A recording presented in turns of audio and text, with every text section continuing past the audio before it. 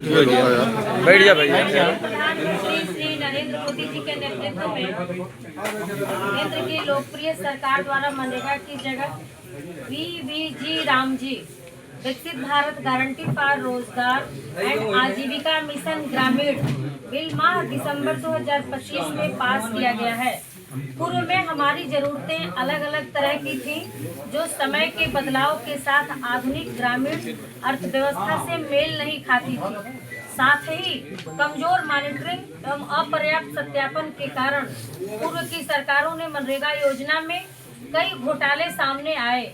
इसलिए यह बदलाव आवश्यक हो गया था। इस कानून को लाने के पीछे मोदी सरकार की यह मंशा है कि हर गरीब को रोजगार मिले, उसकी गरिमा का सम्मान हो, गरीब जनजाति और पिछड़े को भी रोजगार मिले। यह अधिनियम राम राज्य की स्थापना की दिशा में उठाया गया महत्वपूर्ण कदम है।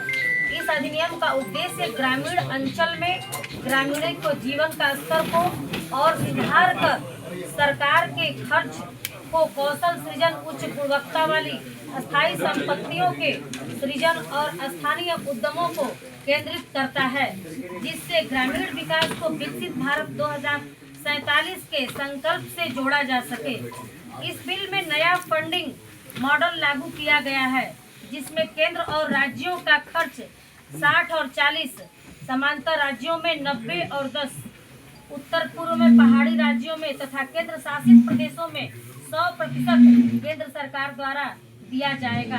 इसके अंतर्गत ग्रामीण क्षेत्रों में रोजगार और आजीविका सुरक्षा सुनिश्चित करने के साथ ग्रामीण विकास को नई दिशा देने का कार्य किया जाएगा। इस अधिनियम के लागू होने से परिवारों के प्रति वर्ष मनरेगा के 100 दिन के कार्य दिवस को बढ़ाकर 125 दिन रोजगार देने का प्रावधान किया गया है। वन क्षेत्र में काम करने वाले अनुसूचित जाति जनजाति के कामगारों को 25 दिन अधिक रोजगार मिलेगा।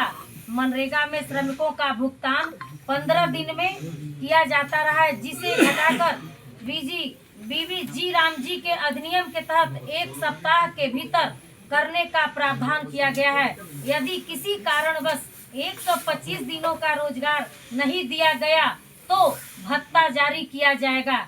ऐसा बिल में प्रावधान किया गया है। इस अधिनियम के अव्यवस्थित कार्यों के बजाय जल सुरक्षा एवं प्रबंधन, जिससे खेती को बढ़ावा मिलेगा, आजीविका, परिसंपत्तियों एवं जलवायु बदलाव से निपटने में सक्षम एवं अस्थायी ग्रामीण बुनियादी ढांचे पर ध्यान दिया जाएगा।